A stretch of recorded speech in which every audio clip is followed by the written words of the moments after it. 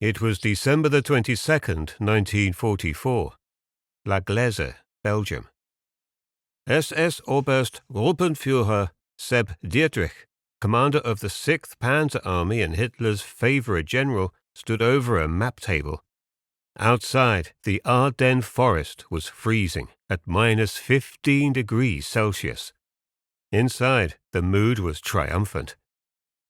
Dietrich looked at the reports. The American front had collapsed.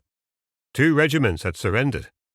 The 101st Airborne was trapped in Bastogne. He turned to his staff and delivered a verdict that would haunt the German High Command for eternity. The Americans are not soldiers. They are merchants playing at war. When it comes to real battle, they run.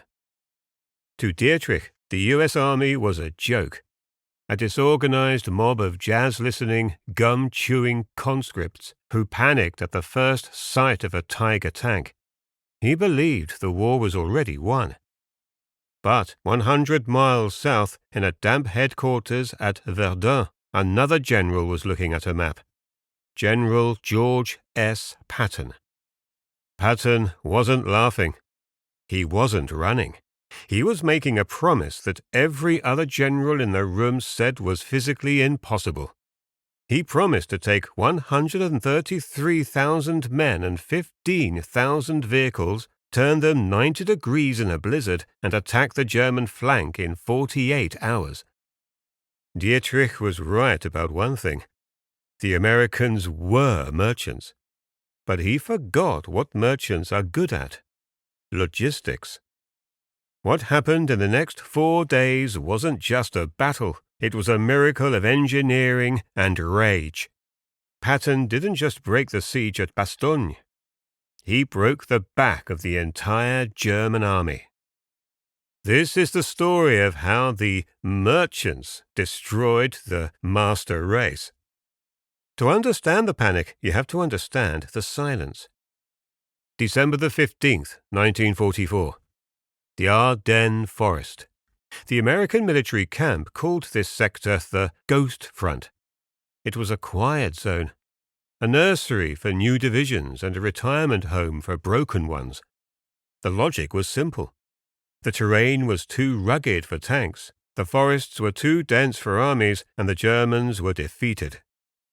Holding the line was the 106th Infantry Division, the Golden Lions. They were green. They had arrived on the line only 5 days earlier. They had never fired a shot in anger. They were kids, average age 22, listening to Glenn Miller on the radio and dreaming of Christmas packages from home.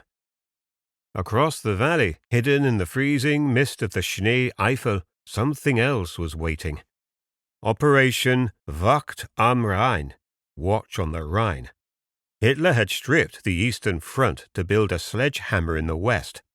200,000 men, 600 tanks, including the feared King Tigers, 1,900 artillery pieces. They had maintained absolute radio silence. They moved only at night. To the American intelligence officers sipping coffee in Paris, the German army was a ghost. In reality, it was a coiled spring. At 5:30 a.m. on December the 16th, the silence ended. It didn't start with tanks. It started with light. The Germans switched on hundreds of massive anti-aircraft searchlights. They didn't aim them at the sky. They aimed them at the low-hanging clouds. The light bounced off the fog and flooded the American positions with an eerie, blinding glow known as artificial moonlight. Then the artillery opened up. 1,900 guns fired simultaneously. The earth shook from Monschau to Echternach. The barrage lasted for 90 minutes. It shattered the trees, turning the forest into a storm of wooded shrapnel. When the shelling stopped, the 106th Infantry looked out of their foxholes. They saw a wall of grey uniforms emerging from the mist. The 14th Cavalry Group, guarding the critical Losheim Gap, was hit by the full weight of the 1st SS Panzer Division. It wasn't a battle. It was a traffic accident. The American M8 Greyhounds and Jeeps were crushed by 68-ton King Tigers. The defensive line disintegrated in hours. The green troops of the 106th were cut off, surrounded, and panicked. By noon, the German spearheads had punched a hole 60 miles wide in the Allied front. General Dwight D. Eisenhower, sitting in his headquarters at Versailles, was told it was a local spoiling attack. He was wrong. It was the largest German offensive since the invasion of Russia, and the only thing standing in its way were a few thousand terrified clerks, cooks, and teenage riflemen. The merchants were about to face the butchers. By December the 17th, the American line was bending. It was shattering. On the roads leading west, bug-out fever took hold. Thousands of support troops, clerks, mechanics, signalmen, threw away their rifles and ran. The roads became a parking lot of panic. And tearing through that traffic was Kampfgruppe Peiper, led by Joachim Peiper, the tip of the SS Spear. They weren't taking prisoners, they were clearing obstacles. At 12:30 p.m., near the Beaunier crossroads, Peiper's tanks caught the 285th Field Artillery Observation Battalion. The Americans surrendered. They were disarmed. They were herded into a snowy field. They expected a prison camp. Instead, an SS tank commander took up his turret and fired his pistol. Then the machine guns opened up. 84 Americans were mowed down in the snow. The SS troops walked among the wounded, finishing them off with shots to the head. When news of the Malmedy massacre hit the American lines, the panic stopped. It was replaced by a cold, murderous rage. The Germans weren't fighting a war. They were exterminating. But for the 106th Infantry on the Schnee Eifel, there was no escape. By December the 19th, the 422nd and the 423rd Regiments were cut off. No food, no ammo, no radios. At 9 a.m., the commanders made the impossible call. Surrender. Nazi propaganda crews filmed it with glee. A sea of olive drab marching out of the woods. 7,000 men. It was the largest mass surrender of U.S. troops since Patton. In his headquarters, the division commander, Major General Alan Jones, sat with his head in his hands. He realized his own son was among the captured. He whispered to a staff officer, "I've lost a division faster than any general in American history." Moments later, he suffered a massive heart attack. To Seb Dietrich, this was the proof. The merchants were crumbling. The road to Antwerp was open. But in his arrogance, Dietrich missed a detail. The 106th hadn't just died. They had been a speed bump. Their sacrifice brought the Allies 3 critical days. Time enough for a different kind of unit to race towards the front. Not conscripts. Not clerks. The 101st Airborne. The Screaming Eagles. They were thrown into cattle trucks and driven overnight to a tiny road junction in Belgium, a town that controlled the entire war. Bastogne. The Germans arrived expecting another surrender. Instead, they found the door locked. Bastogne, Belgium. On a map, it was just a market town. In war, it was a choke point. 7 main roads converged in the town square. If the Germans wanted to reach the sea, they had to go through Bastogne. By December the 20th, the 101st Airborne had dug in. They were joined by stragglers from the 10th Armoured Division and the tank destroyers of the 705th. 18,000 men, surrounded by 45,000 Germans. The trap snapped shut on December the 21st. The last road out was cut. The 101st was completely encircled. They called it the hole in the donut. Inside the perimeter, the situation was medieval. The temperature dropped to minus 20 degrees. The paratroopers had no winter gear. They had jumped into the trucks wearing standard M43 field jackets. Now they were wrapping their feet in gunny sacks to prevent frostbite. They were stealing coats from frozen corpses. Worse, they were running out of bullets. The supply crisis had become absolute. They had 1 full day's ration of sea rations left. They were reduced to burning captured German equipment for heat. The shortage of fuel was so acute that the men could not even boil water. Artillery shells were rationed.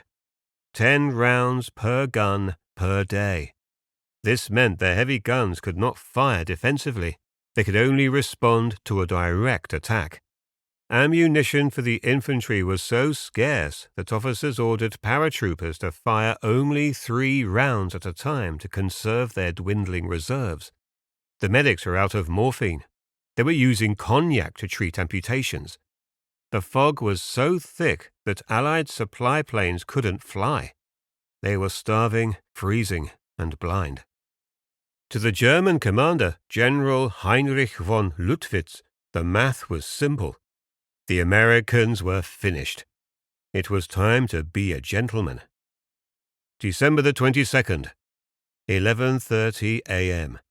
4 German soldiers walked out of the mist holding a white flag. 2 enlisted men and 2 officers. They carried a typed letter addressed to the USA commander of the encircled town of Bastogne. The message was polite but arrogant.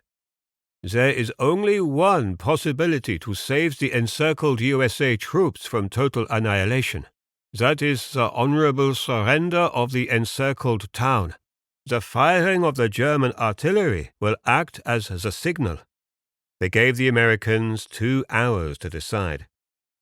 The message was run up the chain of command to the acting division commander, Brigadier General Anthony McAuliffe.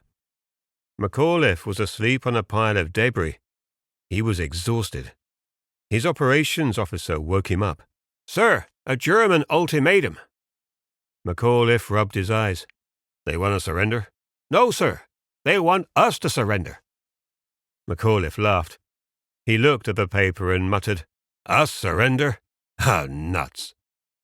He tried to think of a formal military reply. He couldn't find the words. His staff officers looked at him.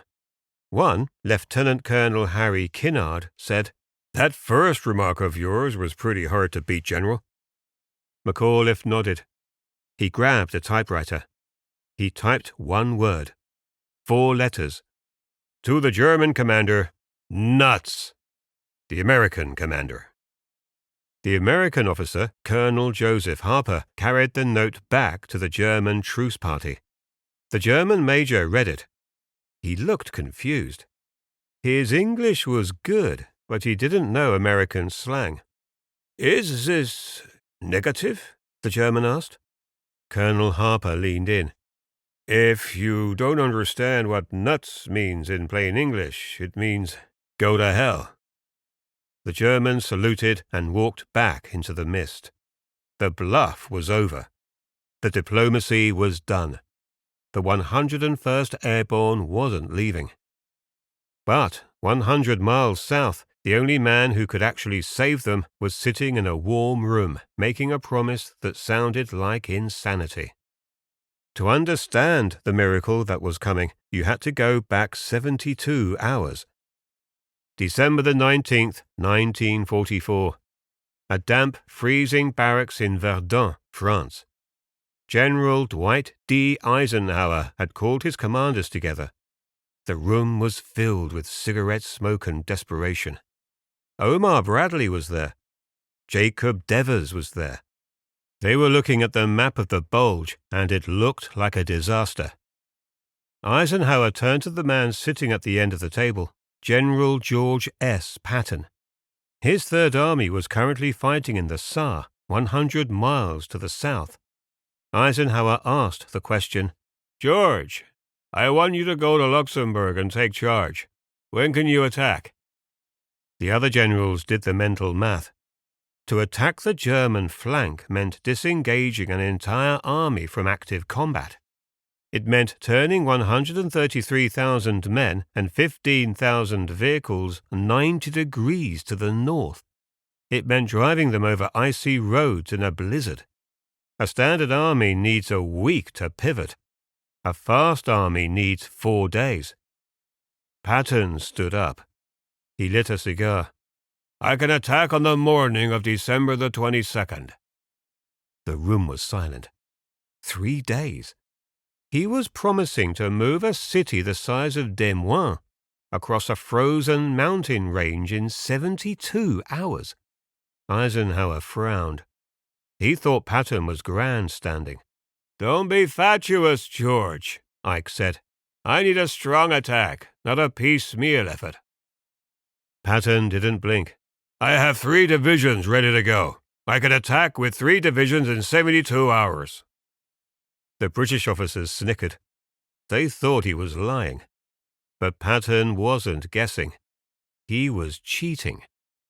Before leaving his headquarters, Patton had told his brilliant chief of staff, General Hobart Hap Gay, to prepare for this exact scenario.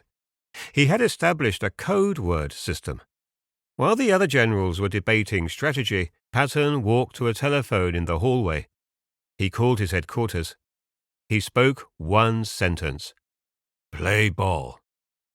That 2-word phrase triggered the greatest logistical feat in the history of the U.S. Army. Within an hour, the Third Army stopped fighting in the east and started moving north. 133,178 motor vehicles, 62,000 tons of supplies, 4,000 tanks and half-tracks. They weren't just driving. They were sliding. The roads were sheets of glass. The temperature was -10 degrees. To keep the movement secret from the Germans, Patton ordered total radio silence. To keep it hidden from the Luftwaffe, they drove with blackout lights, tiny slits of illumination that barely showed the road. Staff officers worked 48 hours straight without sleep, mapping routes. Military police stood at crossroads in sub-zero temperatures, directing traffic like conductors of a symphony. If a truck broke down, it was pushed into a ditch. Nothing was allowed to stop the column. Seb Dietrich had called them merchants. He was about to learn that logistics is a weapon. Patton wasn't just bringing soldiers, he was bringing the industrial might of America, moving at 40 miles per hour, aimed directly at the German throat. The promise was made. Now it had to be kept. The spearhead was the 4th Armored Division. They weren't fighting Germans yet, they were fighting physics. Moving an armored division on ice isn't a strategy. It's a logistical suicide pact. A Sherman tank gets 1.5 miles per gallon on dry ground. On black ice, slipping and revving, it burns double. Patton's logistics chief, Colonel Walter Muller, didn't sleep. He had to find 100,000 gallons of gasoline a day. He had to move 32,000 tons of ammunition. And he had to do it on roads that were effectively skating rinks. The drivers, many from the Red Ball Express, fought a war against the thermometer. It was -15 degrees. Engine oil turned to sludge. If a driver touched the metal of his truck with a bare hand, he left his skin on it. To keep the movement secret, Patton ordered total blackout. They drove with cat's eyes, tiny slits on their headlights. Visibility was 10 feet. It was a recipe for disaster. 30-ton tanks slid uncontrollably. Trucks jackknifed, but there was no mercy. If a vehicle blocked the column, nobody called a tow truck. The next tank in line simply rammed it into the ditch. "Keep rolling," the MP screamed. "Bastogne is waiting." Patton didn't hide in a headquarters.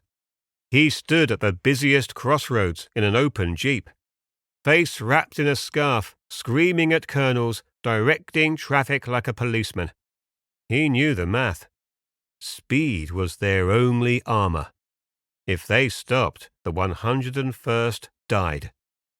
Inside the tanks, the crews were hallucinating. A steel hull in winter is a freezer. Men wrapped themselves in wet blankets, terrified that if they slept for more than 15 minutes, they wouldn't wake up. They covered 100 miles in less than 48 hours. In military terms, this wasn't movement, it was teleportation. German intelligence officers monitoring the radio heard nothing.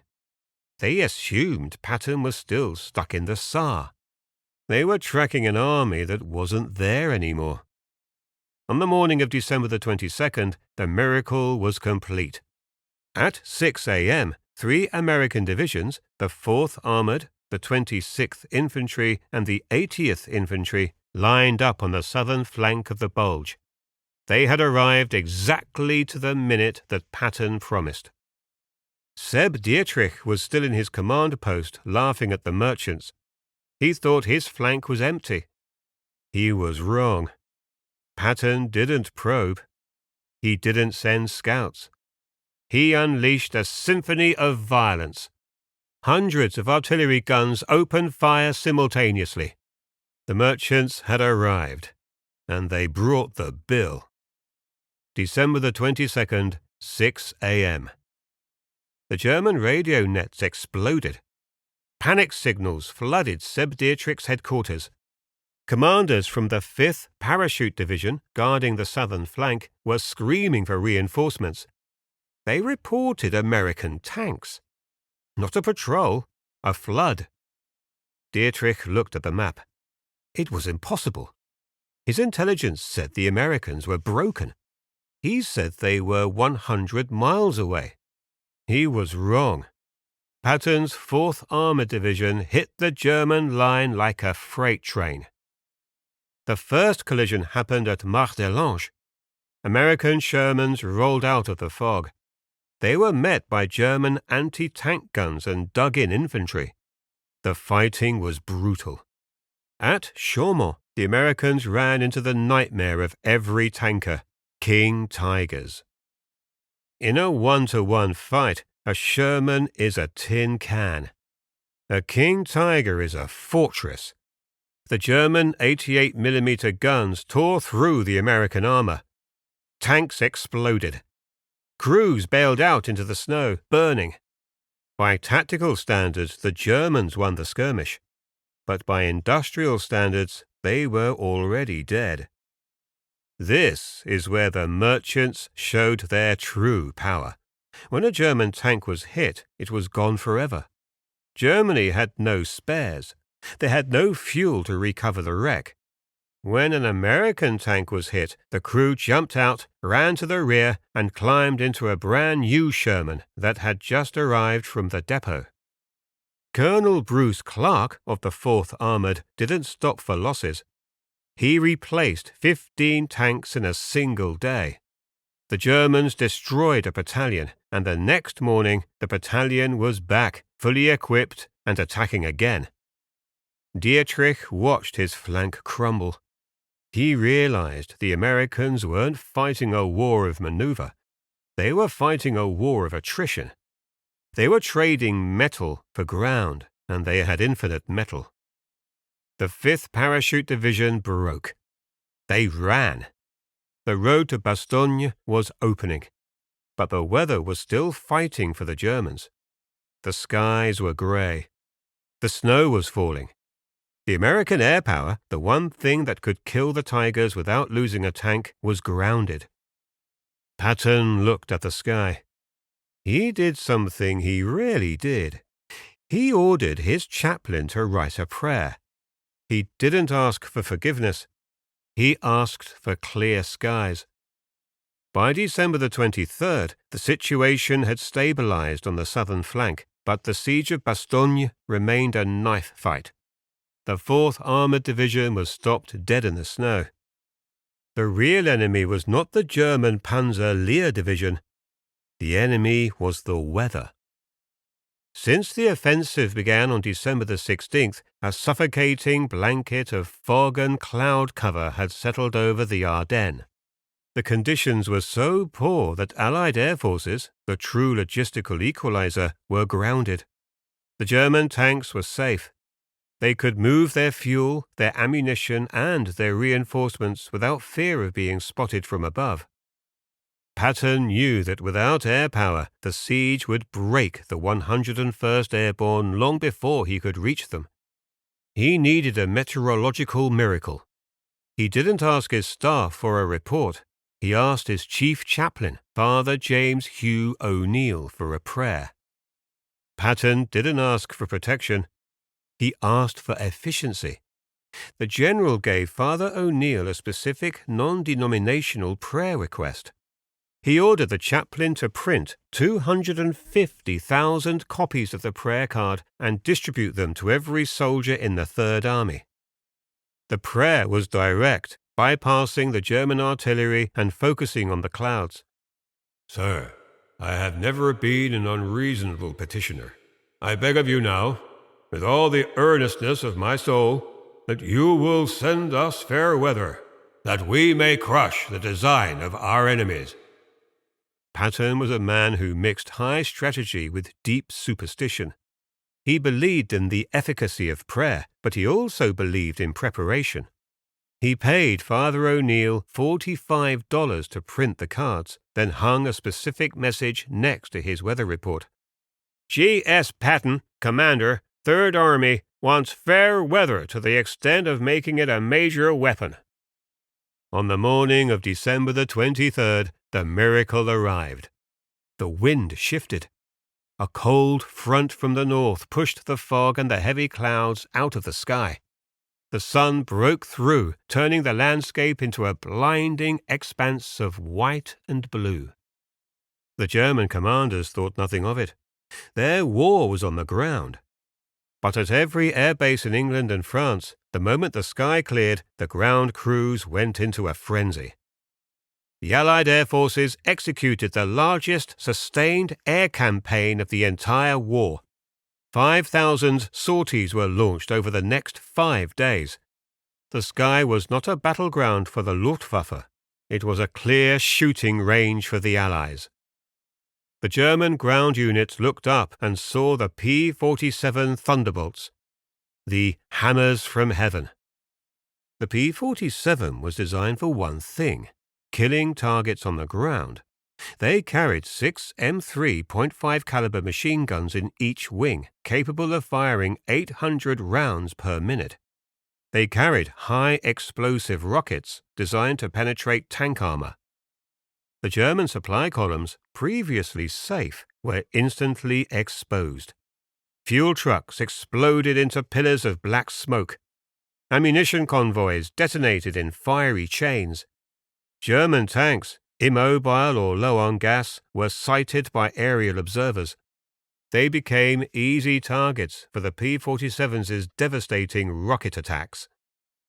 The German siege of Bastogne, which had survived for a week, was instantly starved. The only way to move fuel or food was now exposed to the merciless judgment of the clear sky. The German commanders were forced to divert their dwindling resources, tanks and infantry, to defend their supply lines, not Bastogne. The merchants had not only moved a massive army in a blizzard, they had changed the weather, and now they had weaponized the sky. The final act of the relief was now inevitable. The air war had starved the German siege. Now Patton's men would crush it. On December the 26th, 1944, the final push began. The spearhead belonged to Combat Command B of the 4th Armored Division, led by Lieutenant Colonel Creighton Abrams. Abrams was a man like Patton, ruthless and obsessed with speed. He knew the Germans were still defensively superior, but they were low on gas and terrified of the clear skies. he decided to use their exhaustion against them. The final charge was planned for dusk. Abrams employed a dangerous psychological tactic, the headlight charge. He ordered the lead tanks to switch on their headlights. In wartime, a tank uses blackout lights. Turning on the full beam is an act of insane exposure. But Abrams knew that in the snow-blind gloom of the forest, the blinding white light would be a weapon. It would paralyze the exhausted German gunners, turning them into deer in their headlights. The tanks roared forward. The Panzer Lehr Division met them with a desperate barrage of anti-tank fire. Shermans exploded on the line. The cold steel of the M4s collided violently with the dug-in German defenses. But the light was blinding. The speed was overwhelming. The 4th Armoured simply refused to stop. The breakthrough came at 1650 hours. The lead tank, a Sherman named Cobra King, commanded by Lieutenant George S. Barner, found a weak point in the German defenses. It smashed the line. The crew of Cobra King drove straight through the encirclement. They weren't looking for combat. They were looking for their own people. Moments later, they saw them. Paratroopers of the 101st Airborne. Exhausted, frostbitten. Their uniforms were ragged, their rifles jammed. They were running on cognac and defiance. The first tanker to jump out of the hatch was met by a paratrooper who simply asked, "Are you alone?" The tanker looked back at the column, the endless line of green steel stretching back into the forest, carrying ammunition, food, and fuel. He replied, "Well, we got a few tanks behind us." The siege was broken. The 101st Airborne cheered. Tears froze instantly on the faces of men who hadn't slept for a week. The Germans had mocked the Americans as merchants. They had called them soft. But the merchants had delivered. They had delivered a massive army 100 miles across a frozen continent in 48 hours. They had delivered the final payload of food and fuel. And they had delivered the end of the German counteroffensive. The relief of Bastogne was not the end of the battle, but it was the verdict. Operation Watch the Rhine was a catastrophic failure. The German army had gambled its last strategic reserves, the elite men, the best tanks, the final stockpiles of fuel, on one impossible knockout punch. The cost was absolute. German casualties numbered nearly 80,000 men killed, wounded, or missing. They lost over 700 tanks and heavy assault guns. These losses were irreplaceable. Germany was bleeding out. Every tank destroyed was a machine that the factories could no longer replace. Every pilot killed was a man that the training corps could not replicate. The strategic consequence was simple. Germany had no reserve left. They would never again be able to mount a major offensive in the West. They had sacrificed the defense of the Eastern Front for a fleeting chance at victory in the West. The American cost was also high, nearly 19,000 men killed. But here was a difference. The American industrial base was already printing the replacements. The Third Army had lost tanks, but the supply chain was already moving new Shermans across the Atlantic before the smoke cleared. The greatest logistical challenge in U.S. history had been met and beaten. Seb Dietrich had mocked the Americans as merchants playing at war. He had been destroyed by the supply chain.